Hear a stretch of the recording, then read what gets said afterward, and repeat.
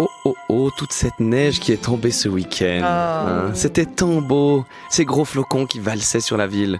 On aurait dit qu'il pleuvait des mouchoirs. Oui. Avec quelques amis, on avait le week-end de libre. Alors évidemment, quand on a vu ces conditions parfaitement hivernales, on a sauté dans une voiture et on est allé faire un laser game.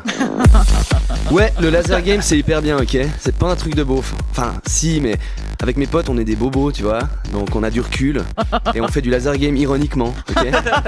Tu vois ce que je veux dire? Puis au final, hein, quand on a notre pistolet laser, notre armure et notre pseudo, et qu'on rentre en courant dans une salle de jeu, on est tous égaux. Hein, on redevient des enfants, le plaisir de jouer surpasse les préjugés. Et heureusement, hein, parce qu'on va pas là-bas pour faire le point sur sa vie, on va là-bas pour faire semblant de tuer ses amis. D'ailleurs, avant de jouer, on se fait expliquer les règles par le biais d'une vidéo d'introduction narrée par une espèce d'enfant adulte un peu gênant qui parle à peu près comme ça.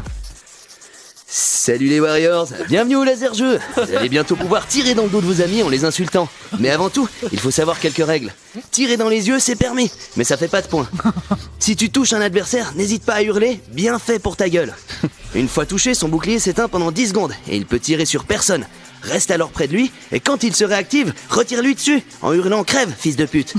Pour terminer, les coups de pied dans la tête, les couteaux et le feu sont permis. Par contre, il est strictement interdit de se baisser. C'est vrai. Et là c'est parti, on entre en courant dans une salle sans lumière, dont on ne connaît pas l'architecture, avec plein de panneaux noirs à la hauteur des tibias et du visage. C'est de la folie. On vit le truc comme ça.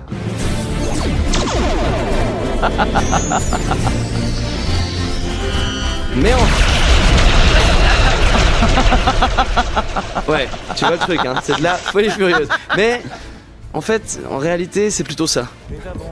Putain, mais poussez-vous! Le truc il marche pas! Aïe! Oh non, merde! Ouais. Ah ouais. Puis on peut pas choisir la musique, hein. Il fut un temps où on pouvait amener ses CD. On peut plus? Non, on peut plus. Je sais pas, apparemment c'est plus d'actualité, ils ont changé le truc. Ce qui est très étonnant pour un endroit plein de lasers. Enfin voilà. On se tire dessus, on transpire, on hurle. Hé, on est dans la même équipe, putain! On passe 1000 fois au même endroit, on râle parce que Exterminatorus Rex n'arrête pas de nous toucher, et soudain, la guerre s'arrête. Le temps est fini. C'est le moment de la honte, de l'humiliation en public.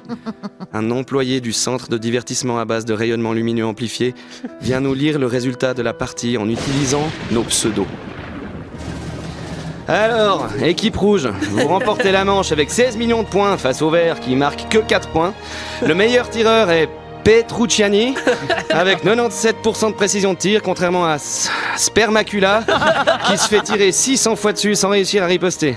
En troisième position, c'est Tati Daniel Brella qui passe devant Jackie et Michel Polnareff, suivi de très près par Corinne et battu de 6 points par J'aime mettre des carottes dans ma bouche, sérieusement.